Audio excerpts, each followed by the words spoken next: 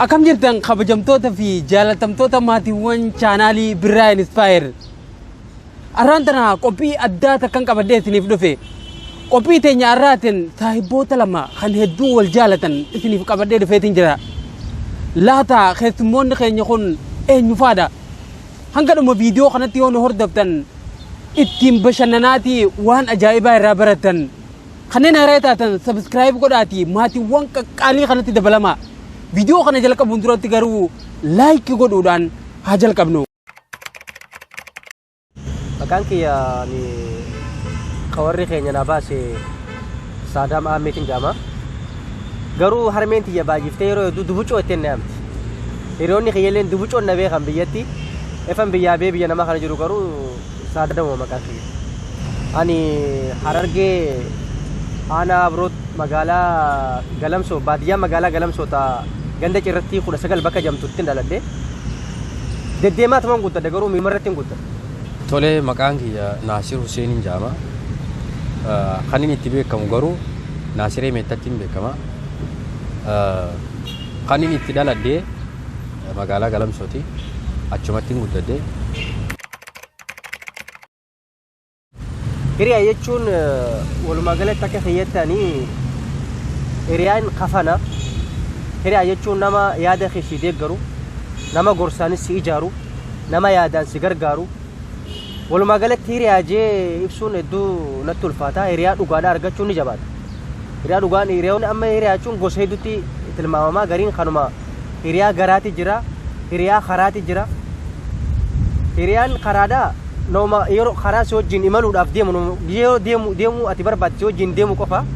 Hagaraa immoo yeroo beele qofa si yaadata. Hiriyaan dhugaadhaa immoo ni takkata. Hiriyaan dhugaa walii kafana jeeti jaadan. Hiriyaa jechuun akka kootii akka guddaa qaba. Kanaaf hiriyaa qofa osoo hin ta'in nuti akka obboleessatti wallaallu. Jireenya baqattummaa kanaatti wal nu barsiise. Nuti ijoolluma naannoo takkaati. Obboleen ijoolluma biyyaati. Jireenya baqattummaatti wal nu barsiise tarii gaafa ijoollummaa keenya bakka adda addaatti barumsaanis dabarsaa turre wal beeknu ture. Jireenya baqattummaatti wal nu barsiise. Gaafni naaf inni wal barru akkuma biyya kana dhufnee wal bara turaadha. Takkaa walitti mufannee hin beeknu gija walitti mufannees rakkoo keenya keessumaan fixanna. Wajjuma jiraata turre garuu hiriyaa akka isaan agarra biyya kana keessatti. Ne yaadadha jalqaba yeroo walitti dhufnu bara 2017 seenaa irratti mucaa nuti hojii galuu waliin saahiba ture. Yeroo san laalee haalaa fi amala isaadhaa kana laalee wal simatuu dandeenya anaa wajjin. Yeroon itti dhalaa'u inni sinatti dhalaa'u eegalee achirraa hiriyummaan keenya ka'ee eegalee bifa saniin jechuudha. Kanatti irraa Isaa Ana dafeetiin haara dafeetiin fitadha garuu nin jarjara waan ta'eef jecha sakandii takka keessatti akka fanjitti dhukka. ana araarsa. Na araarsa no ana tura. Naatu isaa araarsa. Bilbiluuf jeefaa dhiisee turee dafee bilbilaaf deemee.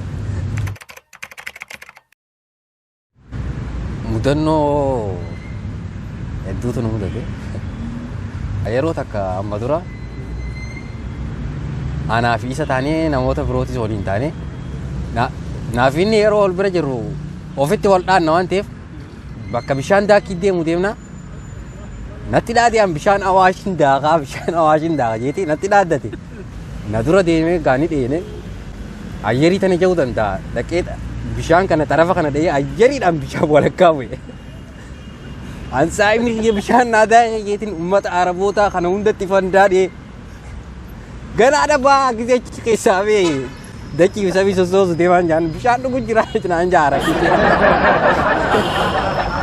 Mudannoo ajaa'ibaati achiin booda turuu isaadhaa giseen argu takkitti ol jaaletti harka qofa ol baasee kan deebi'u achirratti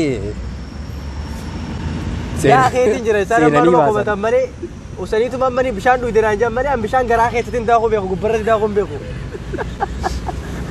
Bishaan isaa sodaatanii seenee garaa keessatti daakuu beeku akka qurxummitti gubbarratti daakuu hin beeku. Akkasillee xiqqaa naaf hin furanne keessan daakuu jira naan jee achi irraa erga ol beesu. Bishaan kuufeetillee ol bee bishaan keessaa ganneen keessatti hin daakuu jira naan jaa na bakkaraati jechuudha naaf inni gisa wal bira dhufne qoflaatuma walla guyyaan kun haga kanatti nurraa dhumaa'uun hin arginu jechuudha naa qofa. Rafin jajjabeessa. Jireenya baqaatii fi hiriyummaan walii gotti ulfaataadha maaliif jennaan baqattummaa keessatti yeroon ati hojjettu zaa 12 hojjettaa zaa achirraa galteetti ni raftaa zaan ati hojjettu sun walirra siin dhufu zaan inni hojjetuu fi zaan an hojjedhu gargara wal arguun ni jabaata torbaanitti faa yeroo guyyaa tokko guyyaa boqonnaadhaa wal agarruutu irra baay'ata jechuudha guyyaa boqonnaadhaa guyyaa takka qabnaa guyyaa sanitti wal agarra kanaaf biyya kanatti ni ulfaata hiriyummaa fi baqattummaa waliini. Yaa hiriyummaan bakka biraa caalaa baqattummaa keessatti haalaan irra faayidaa guddaa qabu. Biyya baqaa keessatti namootuma kamiyyuu nama Oromoo ta'e hundaa'uu ija gaariin ilaaluu itti dhiyaatu yaada kan kee itti ibsachuu caalaa qaamaanis qalbiinis wal quba qabaatuun gaariidha. Garuu immoo ta'ee san keessaa hiriyaa nama tokkoof lama nama tokko fasiriidhaa qabaachuun hedduu barbaachisaadha. Sababni biyya namaa keessa waan jirtuuf yaada kan kee itti ibsattu rakkina keetis itti ibsattu namni waa hedduu wal gargaara maallaqa qofaan wal gargaaru osoo hin ta'in namni yaadaanis wal gargaara waa hedduudhaan wal gargaara waan ta'eef jecha nama tokko yaada kan kee itti ibsattu yaada kee si hubatu qabaachuun hedduu barbaachisaadha. Fuudha kana banaatu zaman akka dursanii miti beektaa dubra kalaallattu mana barumsaa keessa wal agartaa karaa gidi deemtu wal agartaa bakka hundatti dubra bareedu bakka inni agartaa bakka akka sargi bakka hundatti ni agartaa asitti ammoo amata keessaa gisa akka dubraa wal agarra biyya kanatti dubri hundi mana madaam dalay baatii keessaa ijaazaa buuti gisa ijaazaa buutan dhuftu bakka akka sargi ta'etti gisa wal agarru ta duraan gurraatti turte daalattii taati ta daalattii diimtu ni jijjiiramte Facebook irra gisa garte gurraatti diimtu afaan dubbii shirraan beektu afaan karaa karaa afaanii tanuma irraa qabannu bakka irraa qabannu wallaalle garii qaadhimadhee faa tajaajila baddee jira nama akkuma dhugatti Facebook irratti wal beeknu diddiimtuu furdoodha gaafa lama buute biraati.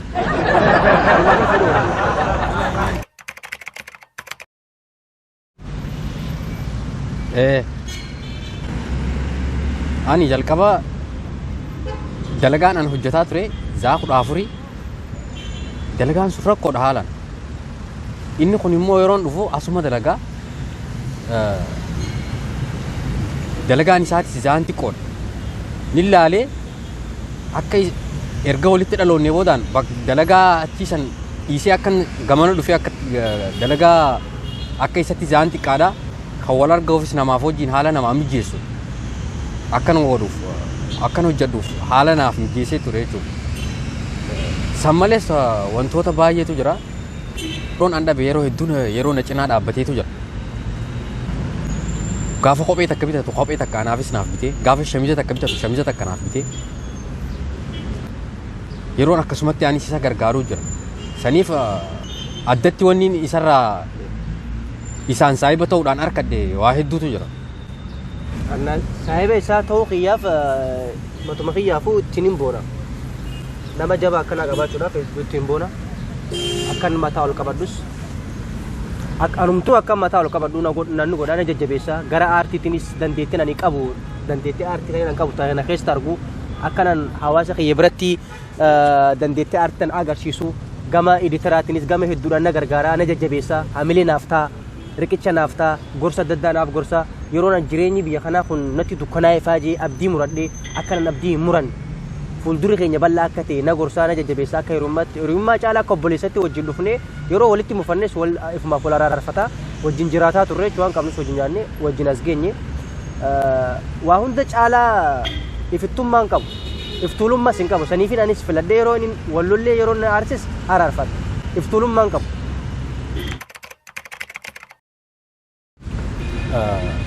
Isa haalumaa fi amalli isaa jechuudha. Namatti hin boonu nama kan namummaa isaatiif kabajaa gaafa rakkoon takka si qunnamte akka saayibumatti namni jalqaba narra dabalee namni na bira dhaabbatu yoo inni waan takka rakkadhe namni rakkoo san itti himadhu isa jechuudha rakkoo saniif furmaata kan wajjin goonu isa namni mari'adhuun. Akkuma isin jee namni waa hedduu as keessa waa'ee hiriyummaa isaa wajjin dabarsinee akkan isaa wajjin hiriyummaa ta'ee jiraadhu waa hundaa dubbadheen ture. Namni ka madaalamuun gubbaadhaa miti keessa nama tokko akkanumatti ilaaltee murteessuu hin dandeessu. Uffatuma inni uffateen yookaan deemsuma isaa ilaaltee akkanumatti gimmittee murteessuu hin dandeessu haga itti dhiyaatutti. Nama tokko itti dhiyaattee wajjin yoo teessee hubatu dandeessa waan ta'eef. Ani akkan isaa waliin jiraadhu walumaa galatti guutumaan guututti isatti dhiyaadhee keessa isaa waan bareef amalli isaas keessa isaas takkallee iftulummaan qabu namaafis ni aadaa sanuma kanumaaf hiriyummaa nama kana wajjin jiraachuun hedduu barbaachisaadha. Rakkoo bal'oos wajjin ni jiraadha waan jiruuf itti dhiyaadhee wajjin jiraachuu ture agarratti. Gaaf tokko abbaa manaa fi haadha manaatiitu ture. Abbaan manaa fi haadha manaa kun osoo rafanii mana duubaa mana harreedhaa tokko qabanii mana harreedhaa kana achi duubatti harricha hidhanii yeroo isaan gachiisan boodaan waraabessi dhaqee tuttuqoo eegale. Aboo harreen iyyuu eegaleeti dhaqiititi waraabessa kana irraa adii jetteen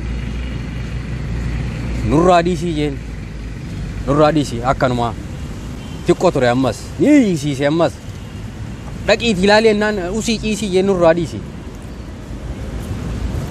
Dhumarratti waraabessi kun harree kana dhaqee qabee baafatee kuteen hayyeef qabee kuteeniiti jala deemiti irraa buusii jetteen umaan godhuutii usii ciisii jeen umaan qabuun taphachiisaa usiitii ciisii jeen.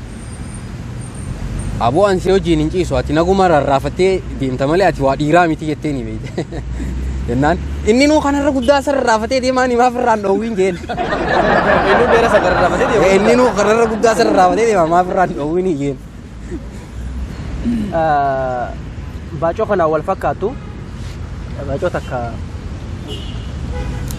haadhaatiitu mana intalaa dhaqe intalti ishiitun baranoodhaan amma ammaan tana heerume kana yeroo kana gaa osuma tattaa'anii saalaa kana tattaa'anii gurbaa soddaatii intala haadha wajjin tattaa'anii akka taasaniiti intalti tun abbaa mana ishii kana wajjin ciisuu barbaaddee abbaa mana ishii kana qoqontuuttee ka'ee ol seennaatteen aboo usii gattaa'e tasaasee usii taa'e arraa ayyoottun bira jiraate arraa usuneetuma saaluma kana tattee taa'aa bullaa jeen intalti isaan lachuttu aartee taasaa dhedheeratanii haadhaan akkas jetteen ayyii anseeneetiin ciisaa mataatti qora dhukkuba haasaa isin jetteeniiti jaarsa ishii kanaa fi haadha ishii tana saalatti dhiiftee kilaasii ishii seentee ulaa cufatte jidduma tanaanii gurbaa soddaatii fi haati osuma hojjaasaa jiranii gurbaan akkas jeen mee ayyii intalti tun na dhukkuba jaa jirti akka ishii wayyoottee laalaa jeetii haadha tiimee ol seene kilaasii ishii jala ookee tolettee naatinis kilaasii jala gizee ol seenu ishiin gaamataan dhukkubu waan biraatti dhukkuba dafaniituma shaakalumaan wanta janii wanta jaanii gabbee ogo gabboo chaarlelaa kofoo isaa kana osoo banatiin osoo cufatiin banaa dhirraanfatee gabbee haadhatti haatinis akkas jetteen akkami boo intalti na dhukkuba jettee wayyoottee jetteen wayyoottee ati amma homaan jettu ammaan tanan paarasaamool tokko liqimsisiise ati amma homaan jettu wayyoottee jeen jennaani hayyee gaa'eefa paarasaamool liqimsisiifte efa dawaa gooteef paarmaasiin kee banaa jira paarmaasii kee cufadhu jetteen paarmaasiin ishii chaarlelaa kana baanti beekadu chaarlelaa banaa irraa haatinis akkasitti beeyteef.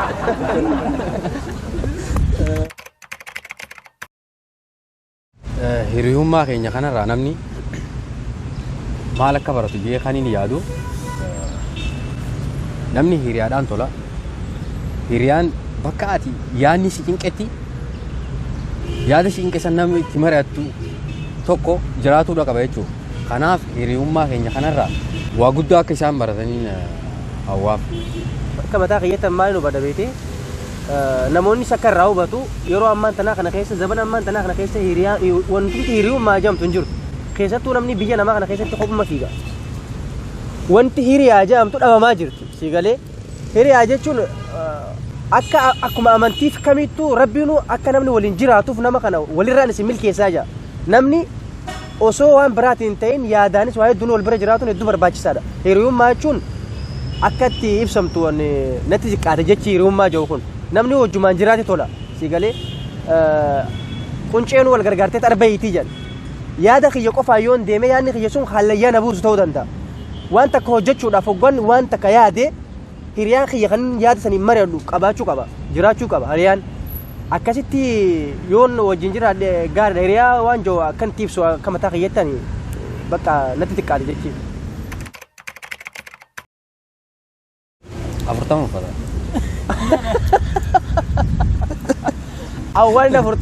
Waan afurtama uffadhuu fi yeroon kophee ammallee asumarratti dogoggora qaba gartee naa gaafatamuu qaba. yeroo kophee bitadhu yeroo uffata bitadhu isaa wajjin magaalaa deema inni immoo kophee qofa na duubaa bitata quxirii ishee inni uffata kaadatti membeewu gista akka 40 takka isin uffatanuma jennaanuma jaa garuu irra guddina 40 fa'aa uffata yaa na arsee ture yeroo hedduu kana aarsu namoota kashlabbee hojii faa hin qabne namoota tokko namoota akkasii faa kan isaa bu'uun fedhu dhalaa jalas yeroo hedduu akka inni olii gadi deemuun fedhu iftee akka jiraatu faan fedha wantoota akkana kanarratti gizee inni harkaa mucu caate faa na aarsa.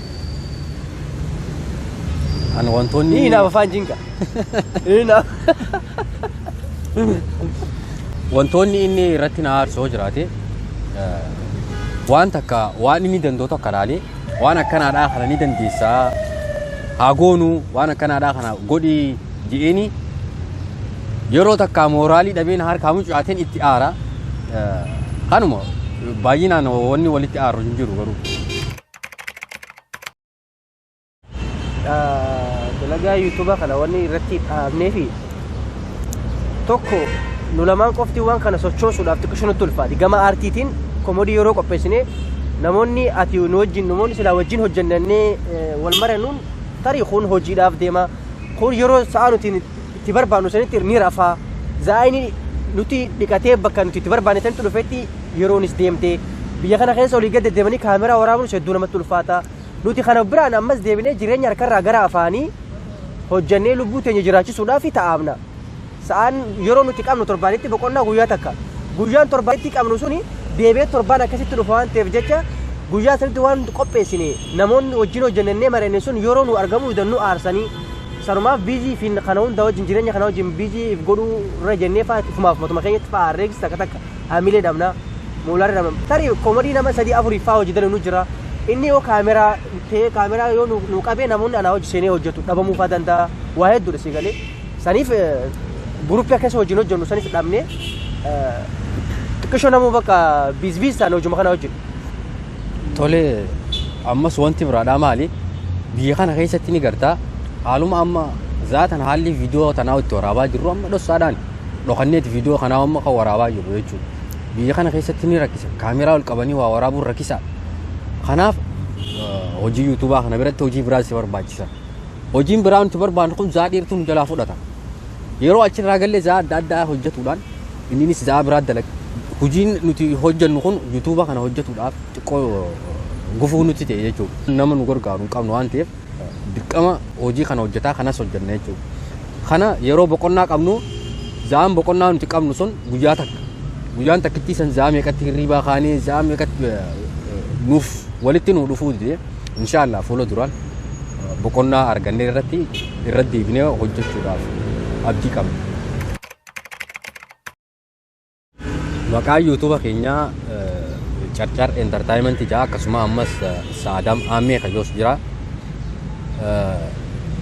Asirratti isiniif barreeffama kana ilaallattanii dhiyeessanii nuuf subscribe nuuf godhuu dandeessanii yoo linkiin descriptionii jala linkiin isin qaamtes linkii san gattuutanii dheeytanii subscribe gootanii akka nu jajjabeessitan wantoota nuti hojjennu irratti akka yaada nu kennitan barbaanna jechuudha. Biyyatti mudannoon biyyatti ana mudatte gaafan biyya jiru akkuma isiniin jee baadiyyaa galamsootiin dhaladhee obboleessi tokko kan magaalatti baratuun qaba. Obboleessi kiyya sun guyyaa aladaaf saftiidhaan nu bira dhufa. Guyyaa takka ummanti bassoo geessiif naan jetteeti magaalatti bassoo tana qabee fi magaalaa bira dhaqe. Yeroo magaalatti bira dhaqu hoteela nu geesse inni mana nyaataadha nu geesse hoteela dheenee ijoolleen magaalaatu waan kanaa fi ammaan tana baratan malee ijoollumti Oromoo tunu afaan ishii dhiiseeti afaan Oromoodhaa kana dhiiseeti afaan biraa fayyadamti afaan Amaariffaa fayyadamti Amaariffaa kanaa muudii faa sirra qabatanii nyaata nu ajaje afaan Amaaraatiin ibsi ulee baandii jeeti nu ajaje ibsi ulee baandii tana naaf inni galaagalleeti nyaanni dila kana quufnee kaanee kunne ayyoo kiyyaa ulee baandii jee inni lama bakka takkatti jechuun fakkaata Amaariffii kun ulee baandii sanii nyaata baandii lamaatiin see baandii lama jechuun qarshii 20 beete nyaata baandii lamaatiin see gaafa kaan baandii lama harmeeti irraa fudheeti nyaanni sun afaan keessaa gizee hundoo nyaadhare natti mimmi'aayee magaalaa dhaqe badee باندي لمن كبا نياتو ولا باندي تنجين تبسي ولا باندي تنجين قالتش ولا باندي بكتكتي سفرين دروخاي يعني ديلا سافر انه اوفي ومالك ادي كم تنرتي دي سجيتين ومالك كان دي سنما مرتي بيتا جيسا كلبت جلدي جيسا كمل جلدي غراغو تدخي ولا باندي قرشي دي تمن خشاكا بافودك زين تخانو قالتش مالي بو قرشي دمي دانجي هاي نياتو ولا باندي تسينجي مالا وين تبسي قرشي دي باسينجين جين قرشي دي بتكتا نانجي يعني لما شنتما ان كابون جين akasi fuula keessa na qabale garaa keessa na dhiiten naare fiigaa baadiyyaatti gal eefa guyyaa saniiti an afaan amaaraffallee mokoru nama afaan amaaraa haasollee na aarsa birraan ispaayir jechuun nama walumaanuu beeknu isin hundinuu ni beektanii maal jee akkan isin ibsu garuu jechi isaa nuti xiqqaata nama jabaadha nama hayyuudha gorsi isaadhaa hedduu nama utubaa namaaf ta'a riqicha namaaf ta'a namatti illee hamilee nama godha nama jajjabeessaa birraan ispaayir kana akka inni duuban deebine wantoota hedduu qabatee waan dhufaa jiruuf akka inni nama ta'ee jabaatee gabbee bakkuma hundattuu meediyaa hawaasaa durattis hawaasa guutuu keessa dhaabbatee akka isiniif gorsa isiniif laatu barumsa akka irraa barattan jajjabeessaan isin jaa bira dhaabbadhaadha birraan ispaayir yaada isaatiin jajjabeessaan isin jaa galatoomu illee gama kiyyaan galata guddaa bira qaba isinis akka kiyyatti warri isa jaalattan laayik sabskiraayibis godhaa fi jajjabeessaan isin jaa galatooma.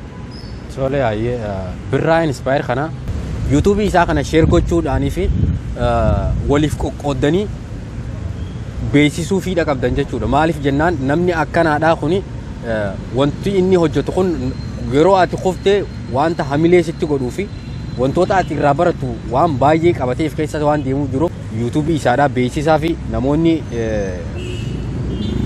wantoota garaagaraatiin gargaaruu barbaadanis mucaa kana gargaaraa bira dhaabbadhaadhaa beeksisaa fi isiniin jaa.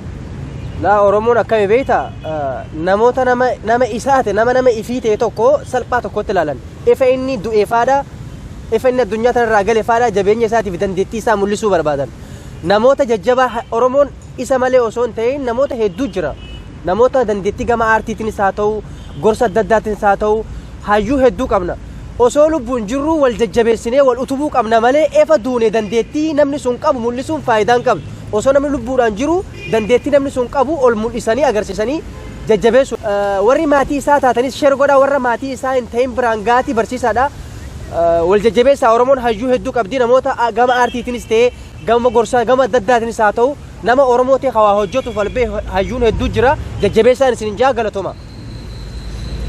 Egaa kabajamtoota fi jaalatamtoota maatiiwwan chaanaalii birraan ispaayir qophii keenya irraa kanaan hedduu takka akka bohaartanii fi waa hedduu akka irraa baratan abdii qabna. Zabana hiriyyummaan badde kana keessatti ijoolleen tun lameen hiriyyummaadhaan yeroo dheeraa turanii nuuf illee dhaamsa babbareedaa nuuf dhaamanii muuxannoo fi mudannoo jireenya isaanirraa waan hedduun hungaanii jiran. Tolegaa hiriyoota lameen wal jaalatan kanarraa waan hedduu akka baratan abdiin qaba. Akkasumatti akkaawuntii yuutuuba isaanii diskiriipshin boks irraa isiniif kaa'ati sabskiraayib godhaa waan hedduu irraa barachuu dandeessanii hordofaan isiniin jaa viidiyoo haaraa fi yaada haaraa hanga walitti deebinutti nagaatti naaf tura isiniin jaaladha.